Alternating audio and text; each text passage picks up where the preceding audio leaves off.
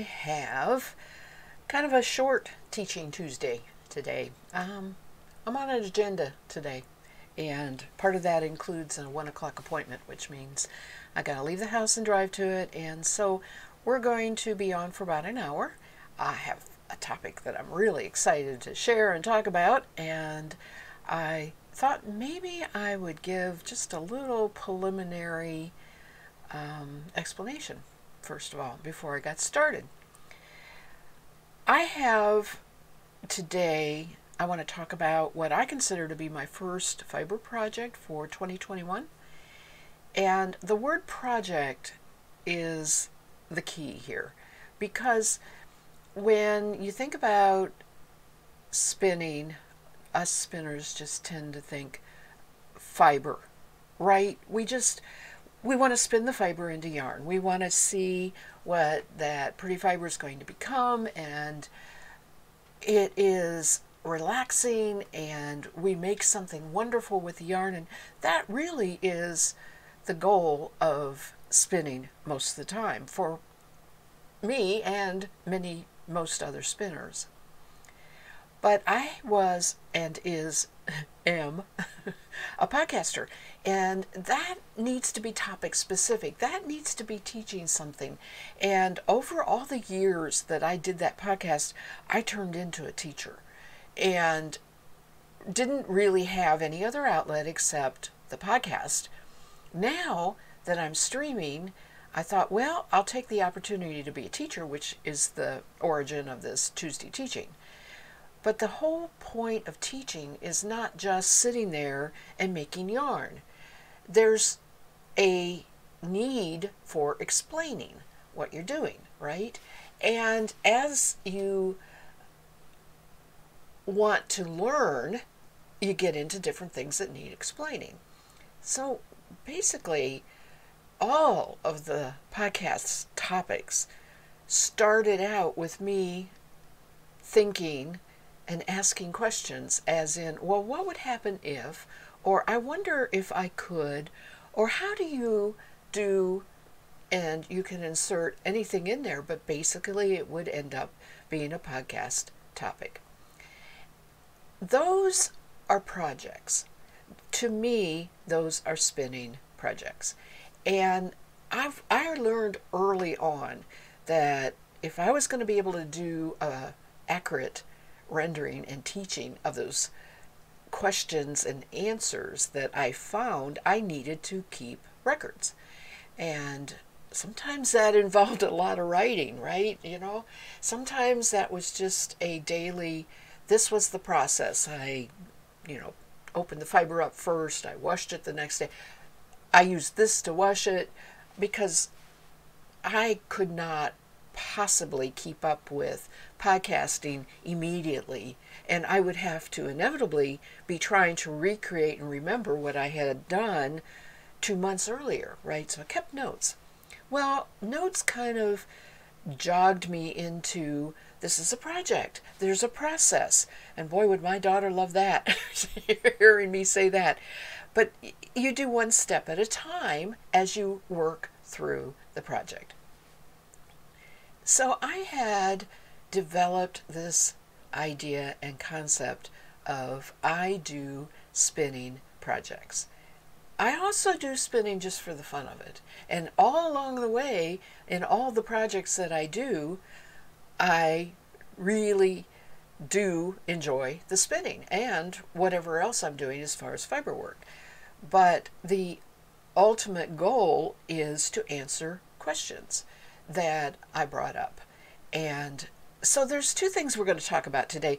Kind of a little bit about what goes into my mind when I'm thinking about it, why this particular topic that I'm going to be talking about today is a project, how I handled that, what my thoughts are about the outcome. And by the way, the audio is being recorded by my podcast recording while I'm doing this, so that I can also release this as an audio podcast to, there are many, many, many of my listeners that do not come and even look at the video later on demand. So I want them to know this information too. This is really what I would do if I was just doing a podcast. This is really what I would be talking about. I just didn't have the opportunity to actually show what I'm talking about. And that's what's so exciting about the live streaming. And I wish everybody would come and watch the live streaming and we just would stop there. Not going to happen, and I understand that and accept that. But now I'm doing both. Okay, I am well caffeinated, so I may be jumping around a little bit, but I will try and stay somewhat on a logical progression here on my thoughts. Let's go to the good stuff. If you saw the alert that I was live, and it always puts out a little message. It tells you what I'm going to be talking about or doing or whatever. And I also put it up here on the screen, which you should be able to see as you're watching on Twitch. And you can see I put Plying project with multi-hue dyed merino. And those of you who have watched me over the last couple weeks saw me spinning this. Oh, I just found a mistake. It's Targi. Let me fix that. Oh my goodness. Yeah, I really goofed on that. It's Targi. Voila, magic. Okay, it's Targi. Feels like merino, puffed up like merino, spun like merino, but it's Targi. And it's wonderful. It's a beautiful fiber that I bought one time as a braid, like we often do. We are so attracted to the colors in the braid, and then we sit down to spin it, and we are like, well, what do I do? You know, how do I spin this? How am I want my final yarn to look like? Do I want it to look exactly like the braid? And that's exactly what my question was when I picked this up to spin. I picked it up to spin as the breed for 52 Weeks of Sheep. And the very first thing I thought when I looked at it is, all right, how do I want to spin this? Well, of course, Targi is considered a good sock yarn. And my thought process was, I'll make sock yarn out of it. And that meant a 3-ply. And so, you know, that meant I would use the traditional 3-ply of chain plying. Now, I did not use all of the fiber immediately, because by the time I was into spinning for the chain plying and realizing that this 4-ounce braid was not even going to give me toe to heel on 2 socks if I did that, my brain was doing all these questions. Well, what can I do? You know, how can I keep the color that I want? What if, is there another way that I can do this? And so I just went ahead and started a project because now I'm into the questions and looking for answers. And that's what happens. When I pick up a fiber, usually I'll question something about it. Sometimes it's just standard, I'm just spinning this. An example of that I'm doing right now is a dyed Romney. It's reviewing the breed a little bit. I don't get to spin Romney very often. It's reviewing the fact that it's indigo dyed, and I don't spin indigo dyed very often. So there's things that I can talk about it, but it's not a problem to solve. It's just straight blue. Everything's going to be blue. We're going to have a light blue and a dark blue, and I'm going to make as much yarn as I can. That's not a project. That I keep record of, you know, when I spun some and how much I ended up with yardage-wise, basically, when I have a project, when I have a fiber like that to spin. And you can see I tend to use project and whatever the other thing is that's not a project. Pretty much everything becomes a project, but they aren't really truly defined as a project unless there's an exploration, an experiment, something a little out of my comfort zone, something I may or may not like after I make it. Right? There's probably one of the keys is the fact that on that indigo dyed Romney, I know I'm going to like the yarn, with the exception of the fact that I wish it was a little softer, but that's not something I can help, right? The spinning of it is going to create a yarn. I know what the yarn's going to be. I'll find a use for it. So there's no worry about it maybe turning out to be something I don't like. That doesn't happen to me very often if I'm not doing a project and I'm just spinning a fiber to make yarn. If I'm doing a project, it's a very good chance that it will turn out to be something I like or not like.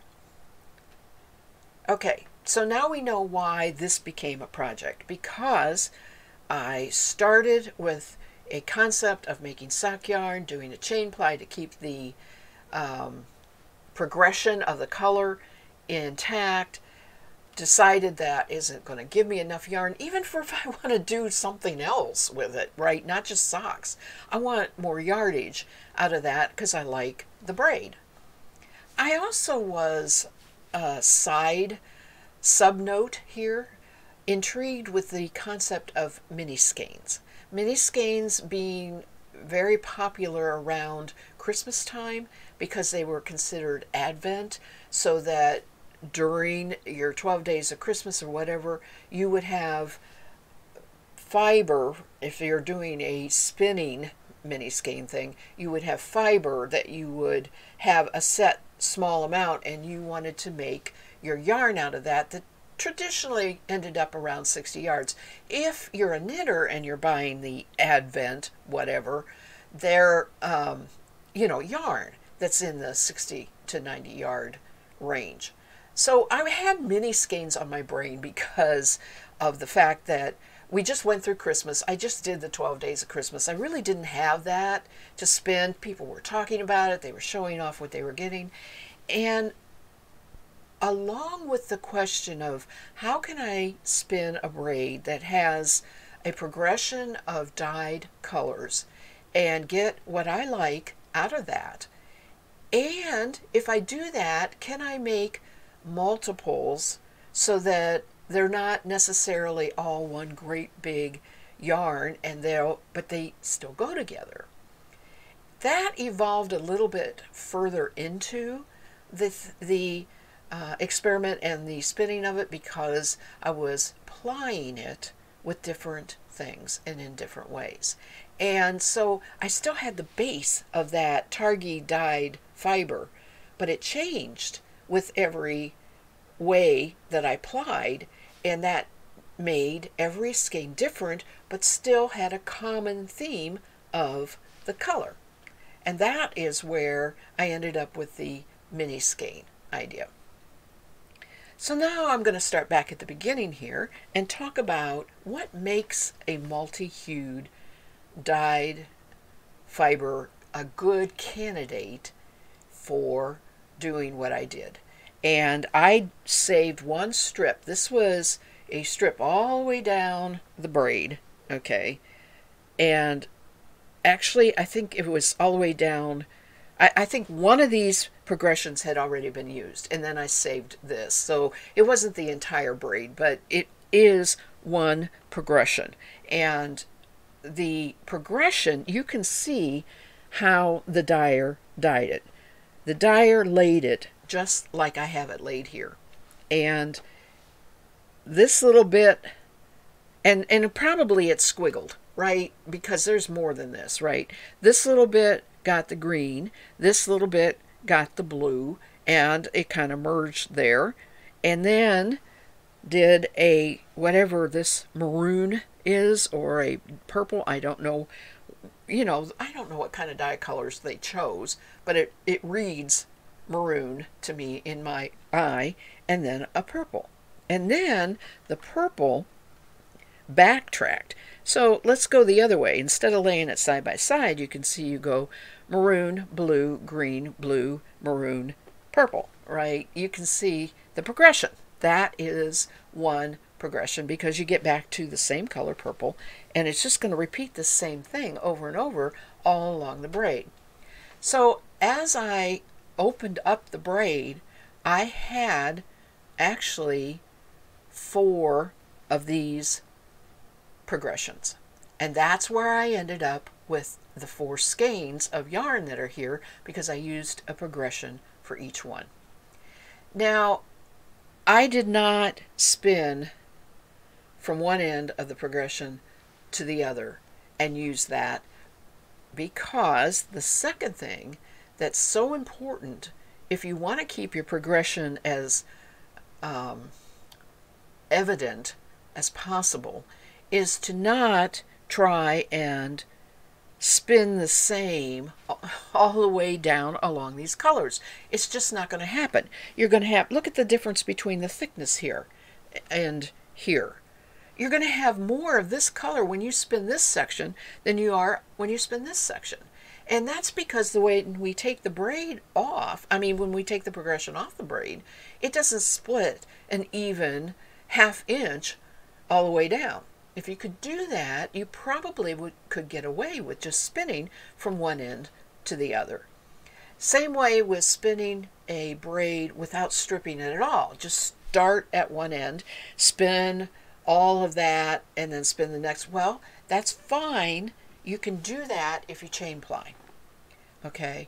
But you can't do that if you are going to be plying it together with itself and you want the colors to come together. You can't get them to match. There's too many variables in the amount of fiber that goes into the drafting zone and all of that, you know. You can get it if you ply it with another color, but you also can do what I did, and that's make sure you're keeping the colors separate by doing the little fall logs. And that's really was another thing I wanted to try while I was working with this fiber. I loved it. I had so much fun with it. I didn't even have to card it or anything. I just did the version where you wrap it around a round something as tight as you can and pull it off. It didn't have to be real compacted, but it definitely worked, because I would take this specific purple and make as many faux logs as I could, and then I would take the maroon and do the same thing, and I would lay them out and spin them in progression. So that's what I mean by a progression. So I was purposely making it really evident that the color was this, and then it was this, and then it was this. Every once in a while you'd get a little bit of overlap, but I was keeping the color as distinct as possible. And I had a lot of fun with it, and I liked the results. Whether it makes it better or not, as far as most of these, plying it with a different color, it really doesn't make any difference, but plying with itself and chain plying, it does make a big difference to make those colors separate and distinct. So the criteria that you need for a multi-hue dyed braid is that the colors are somewhat blocky, good enough distance of the color before you go to the next color. You don't want just a little, I wouldn't want to call that little tiny 1 inch of overlap a color. Same way with here.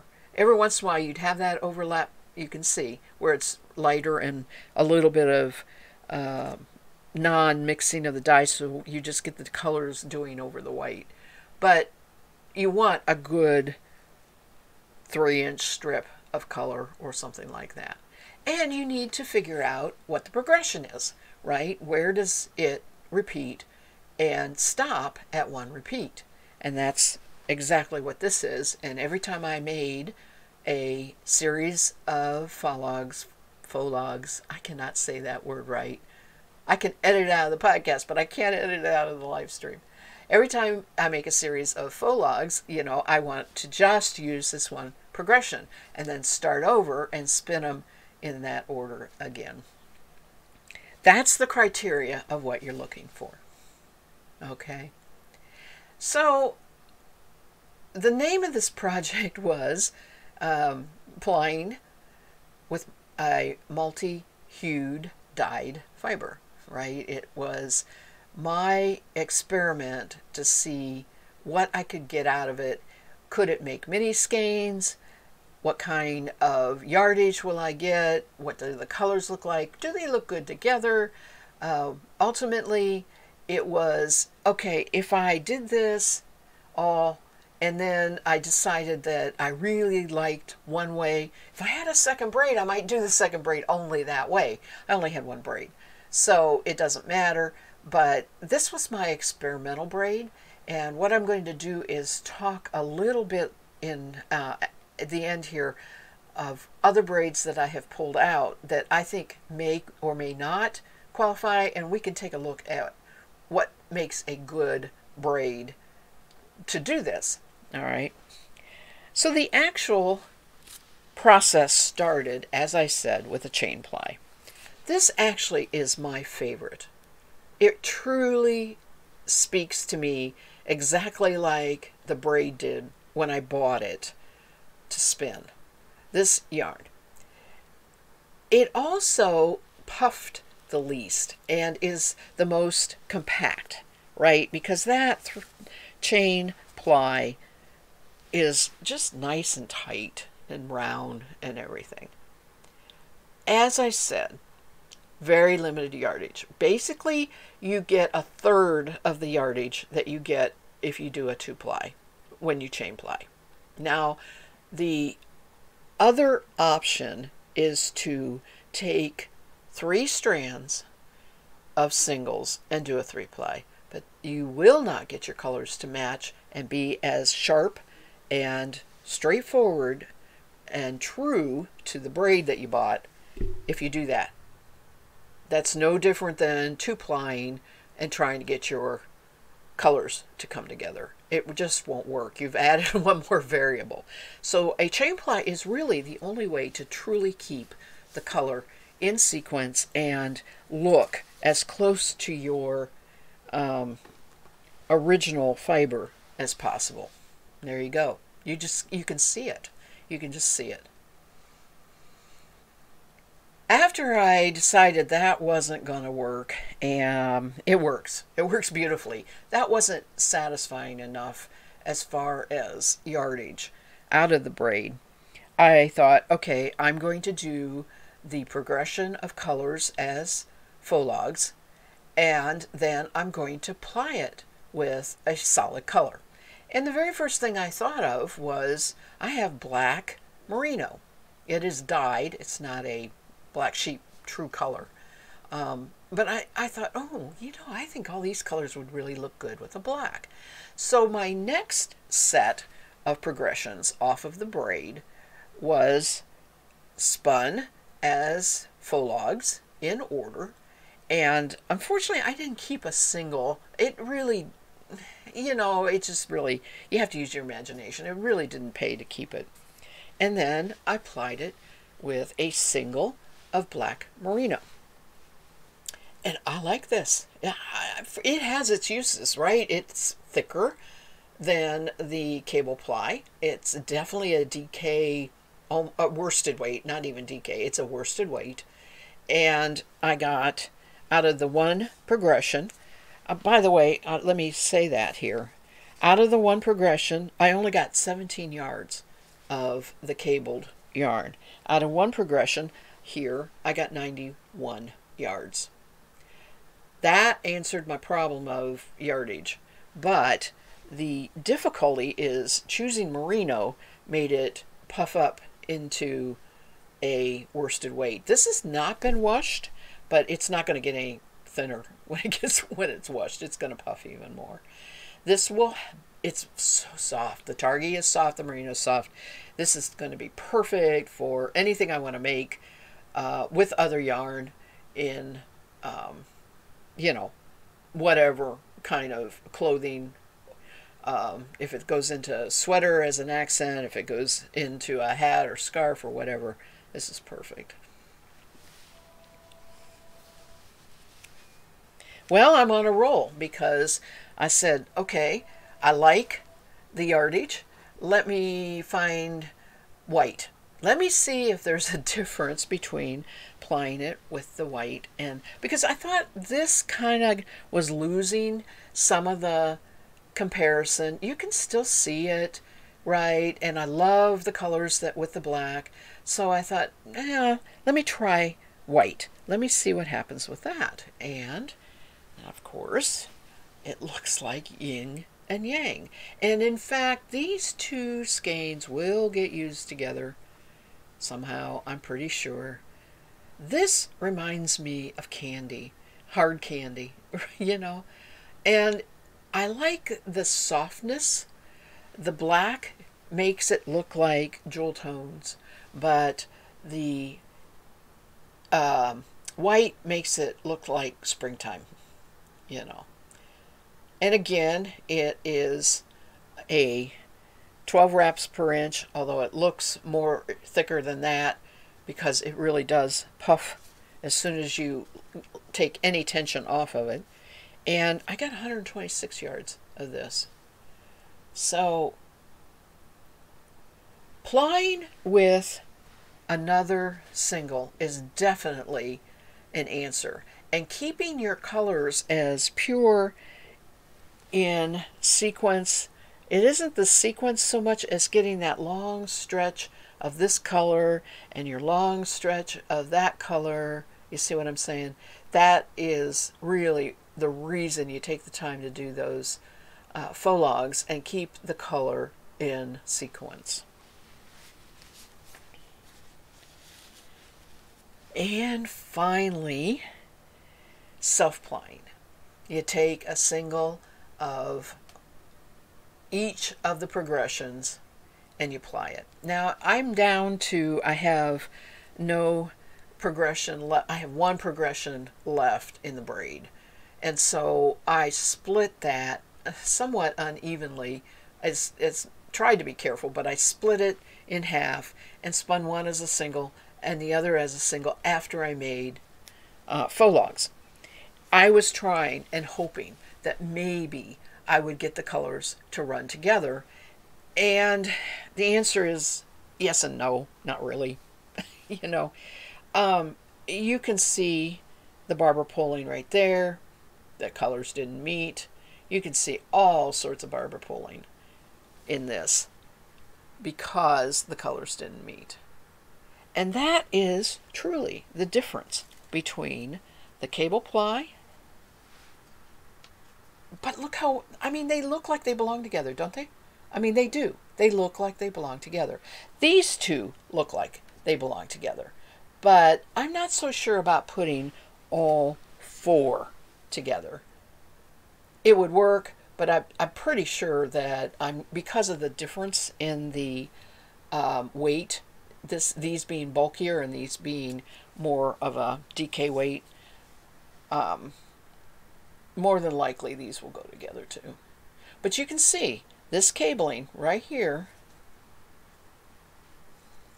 It's just amazing what the difference the plying makes, isn't it? It really is. It's very, very different. So that answered my question. I have choices. I can decide based on what I now know happens when I do this. This all came about because I would love to be able to spin superwash into my own sock yarn.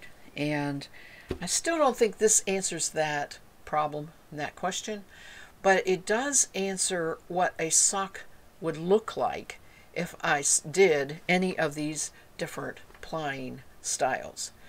3 ply right there, chain ply is definitely the best for socks.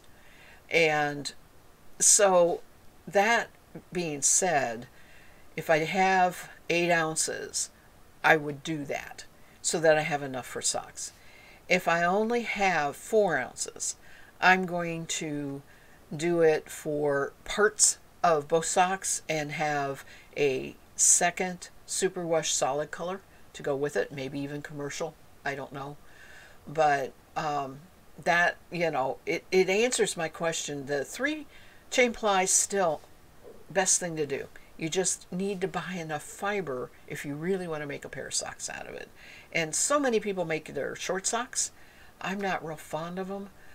They slide for me in my shoes and stuff like that. So I have a cold house. I want some coverage up under my pant legs, you know, to keep me warm. So I like the full cuff on a sock.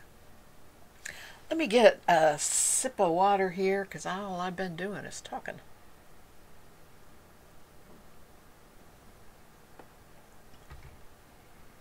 Okay.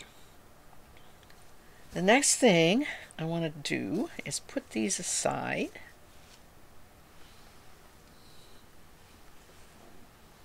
And for those of you who are listening to this as a podcast, the photo that'll be attached to the podcast will be those 4 skeins that I've been talking about. And it'll be pretty obvious which is which.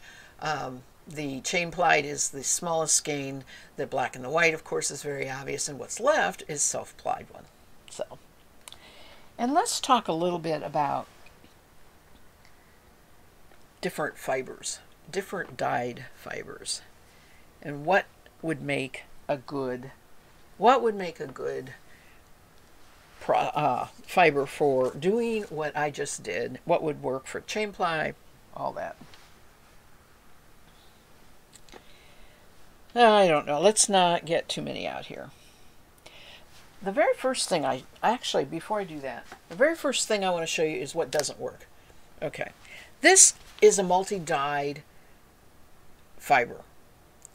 It is what is called pin drafted. So you see all these stripes of color running the entire braid, and there is no progression to it. When they milled this fiber, they had all these different colors that you see there. The green, the purple, the blue. You see all those different colors? Just one big stripe down the whole thing, but very thin, very, very thin stripes of color. This is called pin drafting. And so they feed each of these individual colors into a machine, and it spews it through tiny spinnerets and spits it out all together as this roving. And that is why this doesn't, I mean, you can do any of what I just did, but you pretty much will blend those colors together and it'll just probably look gray. This here is a perfect candidate for just taking bits off the end and spinning it, and just spinning 2 singles and self-plying it together. This is a merino. It is not a superwash. It is just a general.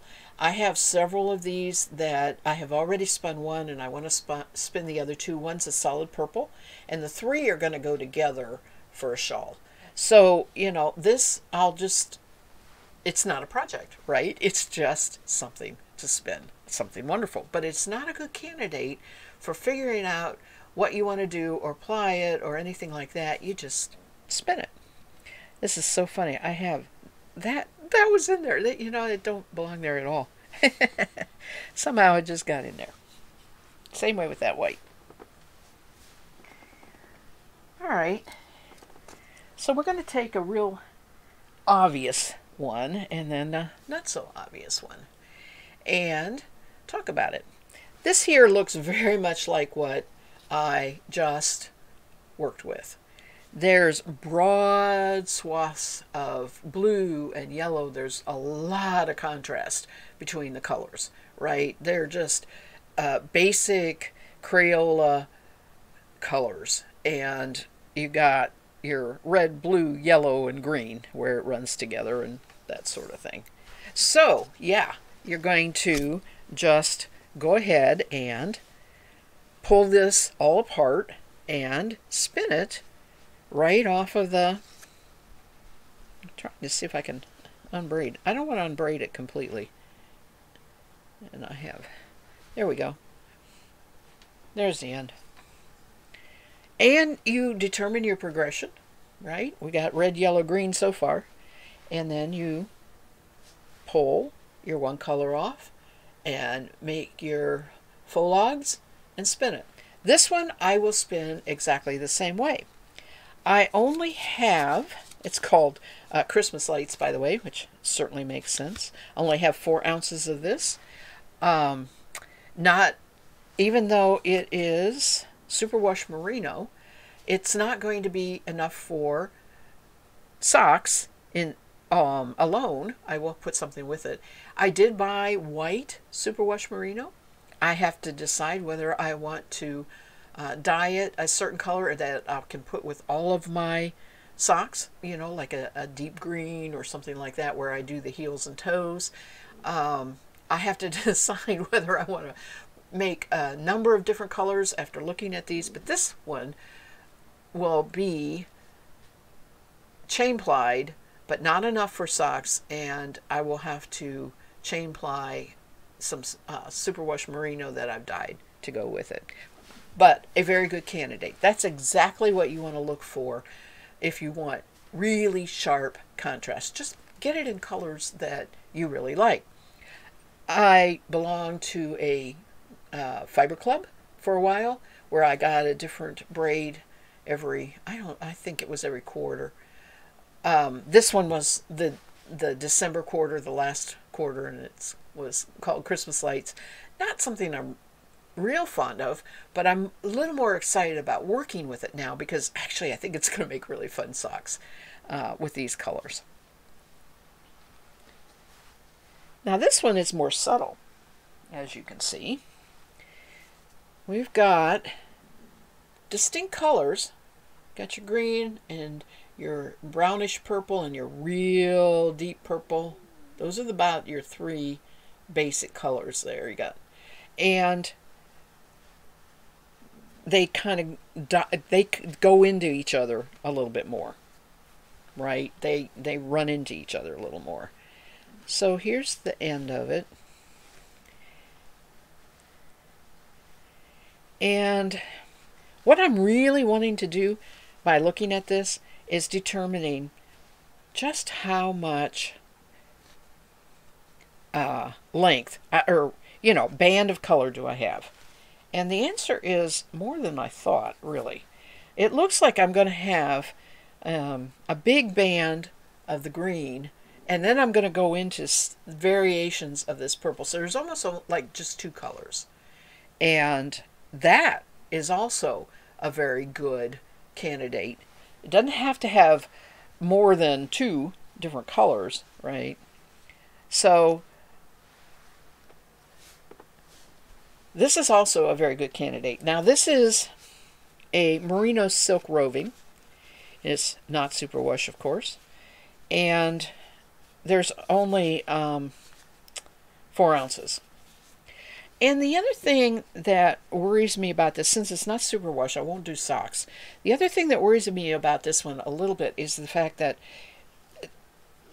I may have to drum card chunks instead of doing the faux logs, because it is really kind of been matted together with the dyeing process. It's not going to open up easy at all. I can tell that. So that's another thing that makes your decision, is what exactly does the fiber feel like? Is it really nice and open and you can really work with it?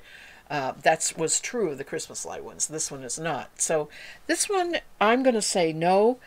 I'm going to probably do something different with this one and find a way to maybe open this up a little more to be able to make it easier to spin.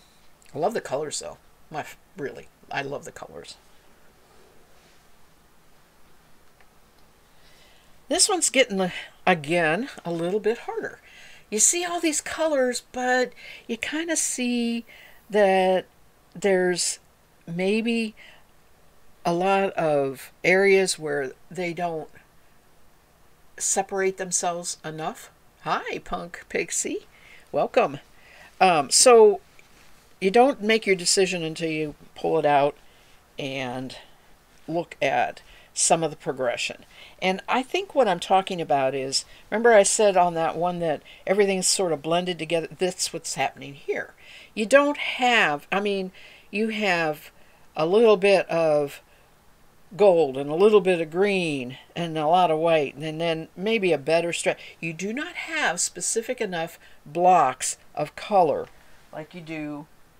Think of it, let me show you again here.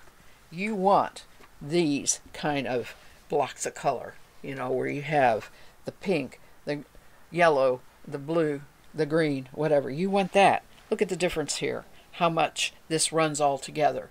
So this one is not a good candidate for keeping your colors. It looks like they're the same one, don't they? The same green. This was going to be... oh, I lost my tag off of it. I have to find my tag on this one. I'm pretty sure it's not superwash. I don't know where the tag is. Anyway, this one is not really a candidate, although it's very beautiful. The colors are ones I like. I will definitely be spinning something with it, but I'm not going to try and keep the colors in progression. Where is that tag? Did it fall on the floor? Okay. Lost tag. I will find it. It's probably at the bottom of the bag. I'll set it over here. Punk Pixie asks what I'm picking for.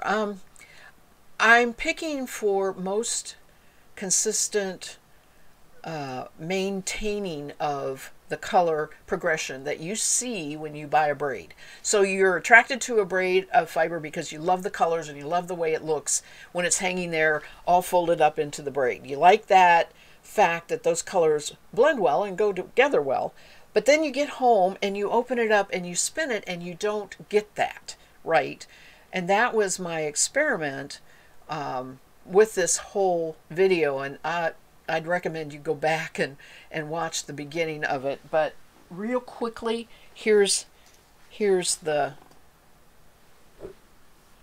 This was the color of the braid, the progression. Okay, see that?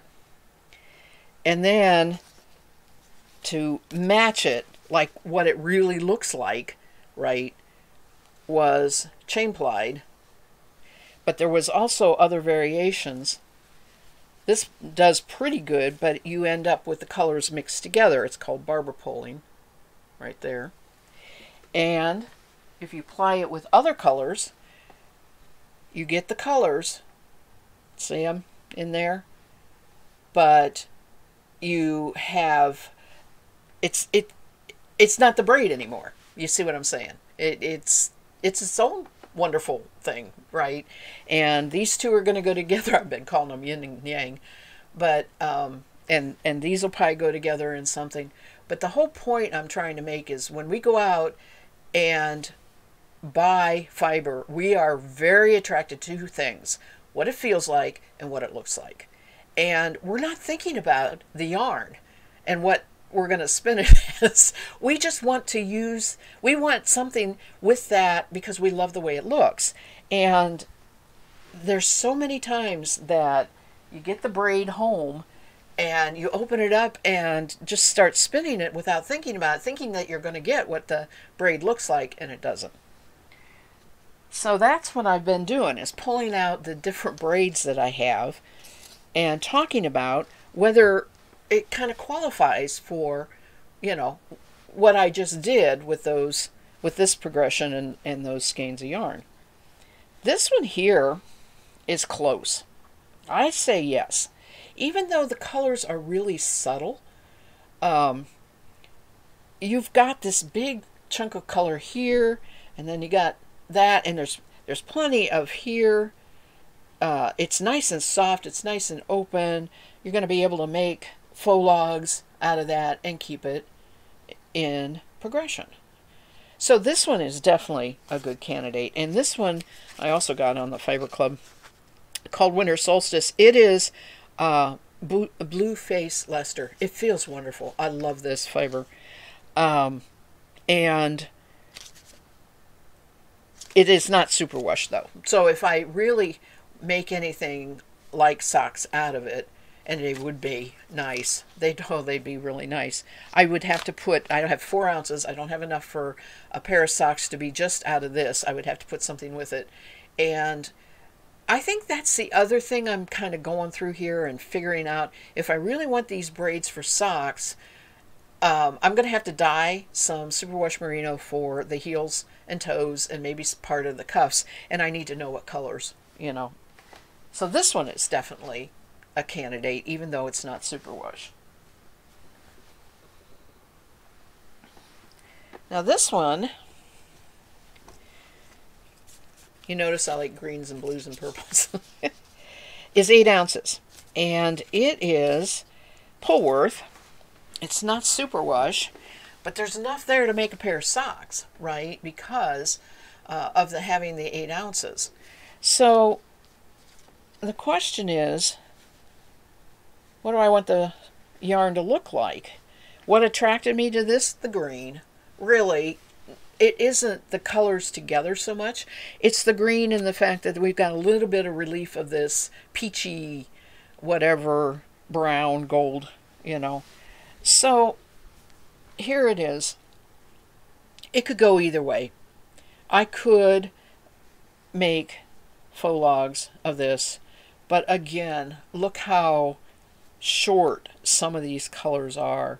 And what the fun part of this is that short progression of that. But it wouldn't matter if that overlapped that.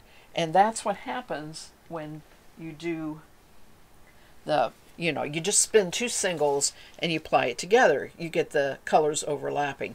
That would be all right with that. So this doesn't need to be separated out. It can just be spun the way it is and plied to itself. It doesn't need another fiber to ply with it. Going to get a lot of yardage, and so it's not a candidate for separating out the colors, but it's a good candidate for socks if I'm willing to hand wash them. That's always the problem. I have to be so careful because hubby does the laundry, and he can throw any socks into the laundry right now. I make sure of that, and I have to really watch and not ever put something in the laundry accidentally, or he'll shrink them for sure.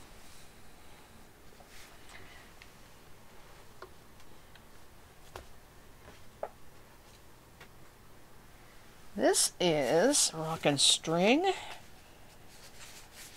from my home state, and it's Blueface Leicester and silk, and we've got some awesome colors going there. So let's see if I can find an end here. Now,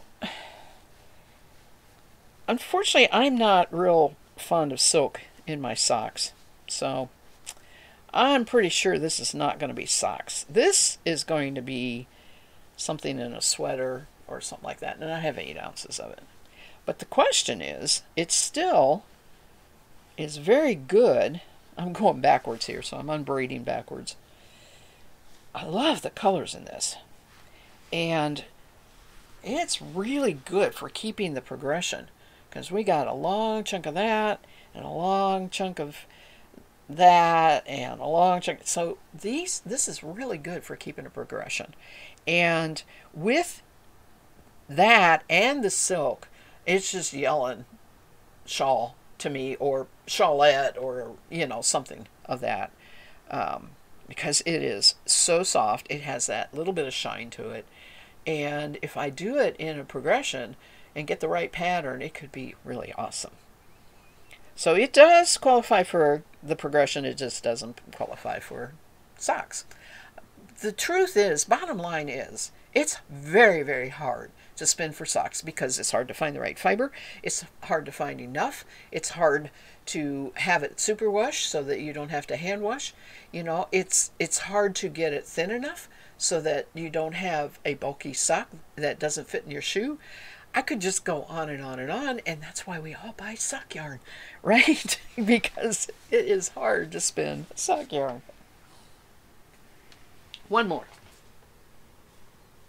I also have lots of this. It's a Blueface Leicester with Welsh. It's called Cambion wool, and it's not.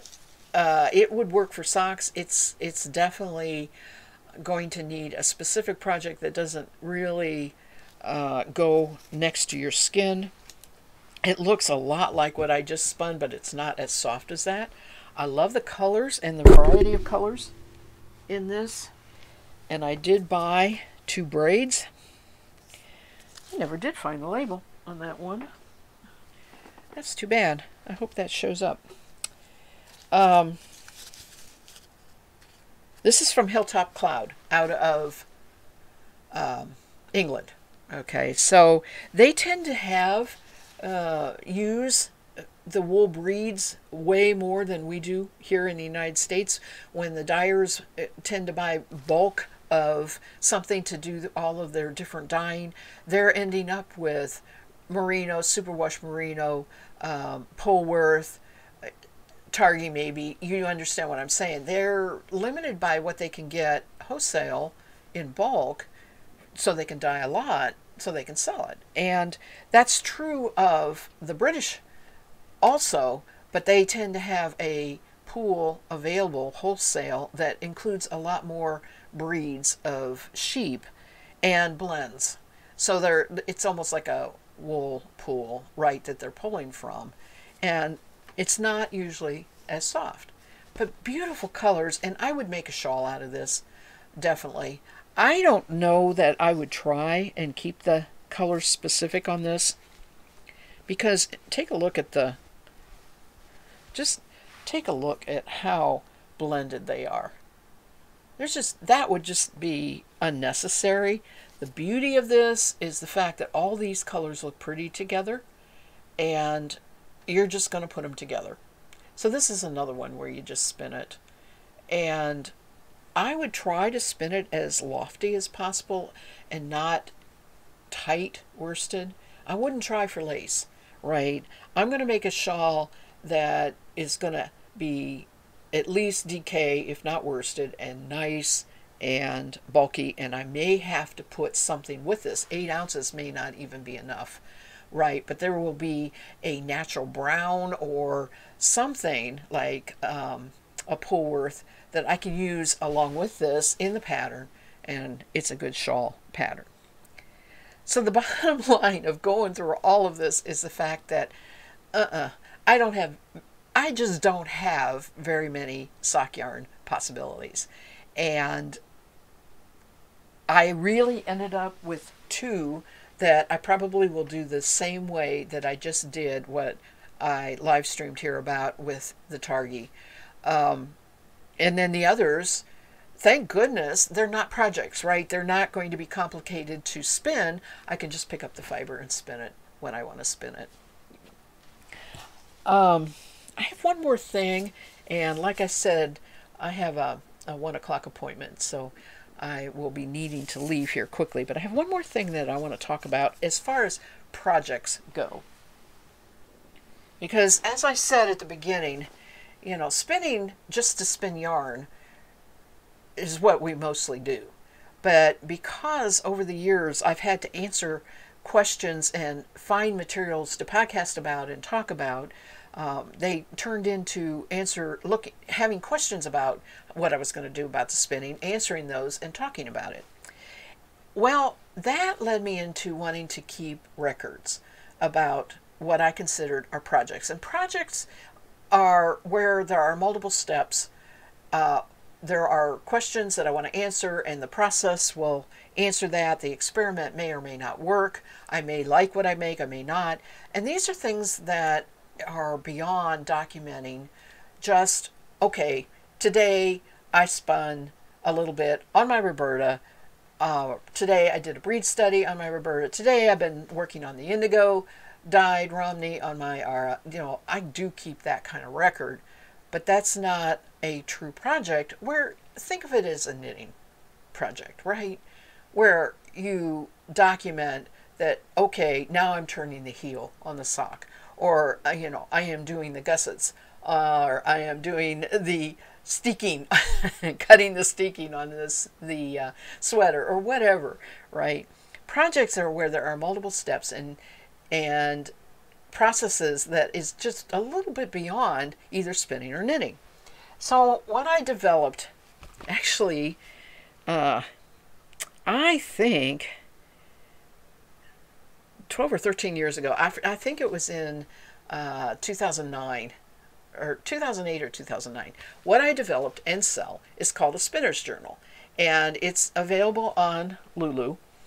And I will put a link, although if you're watching this after the fact, you won't be able to click the link. But this is a spinner's journal.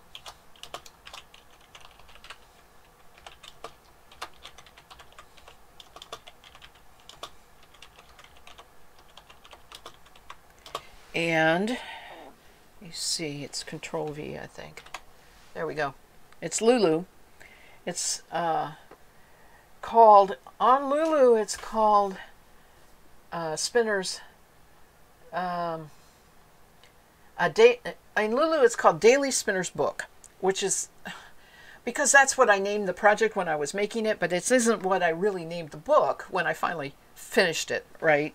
So, it is called Daily Spinner's Book there. And I'm calling it a Spinner's Journal. Some people call it the Daily Spinner's Journal. Anyway, the bottom line is, it is for keeping track of projects as opposed to just daily. Even though it says daily, which is why I took the daily out of the name. It's a Spinner's Journal. Instead of keeping track, today I did this, you have projects. And the project that I'm going to show, because this is my one I'm going to start for 2021, is the Plying with multi-hued dyed fibers. All right, that was the project, and that's the project's name. You have your place to put your name and the dates that you run it in there. All through this, there is haiku that I wrote, because I was really into haiku. At that point in time, I was sort of in a little contest on a Yahoo group kind of thing, and I just was real intrigued with haiku at that point, and I have put a few in there. But in the very first page, it just says index, and it does say project number 1, 2, 3, 4, 5, 5, 6. Okay, so there is room here in the index for 20 projects. There are 41 pages for the projects, and they're double pages, and this is what a project double page looks like. So this has a blank place up here, and you put your project number. The one I'm going to do today is project 1, and when I put it here on the index under project 1, I'm going to put this title of Plying with multi-hued dyed fibers there. Okay, and then if the project's big and I have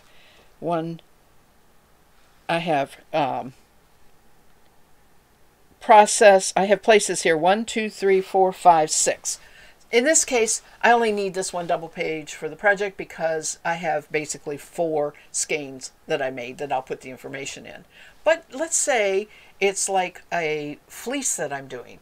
I have a fleece that I'm going to be washing and processing and taking care of. The sheep's name is Bullwinkle. So that'll be my project's name, Bullwinkle's Fleece. And I may have to go on to multiple pages. And if I go on to the next page, this doesn't have to be project number 2. It can be project 1 again. And even if I want to, I'm back here and I'm still working on project 1, and I have filled in before that, I can still put this as project 1. In other words, it all references back to your index page. And the only thing I did not do, I kind of regret after the fact, is number these double pages. And I do that personally, right? So that when I go back here, I can say page such and such and such if it's multiple pages. So this is where I will be putting for 2021 or every year the multiple projects. Some years I use one book all by itself.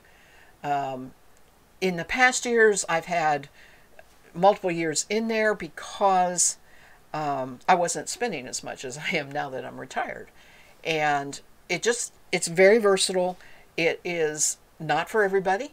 It's not necessarily for somebody that is just getting fiber and making yarn. I recommend for that you just band your yarn with something that's washable and put your information of your fiber, your washability or not, your hand wash or not, your yardage, and your wraps per inch on there. You don't really need any other information unless you have a huge process oriented project that has many steps and you want to keep track of what those steps were for future reference, or just to prove how big of a project it was. And that's what this spinner's journal is for. Okay, I have to say goodbye and get on the road, unfortunately. I will be back on Thursday, and it'll be in the evening. Going to have a throwback Thursday. Don't know what it'll be, but it's always fun, so join me then. Until later, happy project spinning. Bye. See ya, Punk Pixie. Thanks for joining me.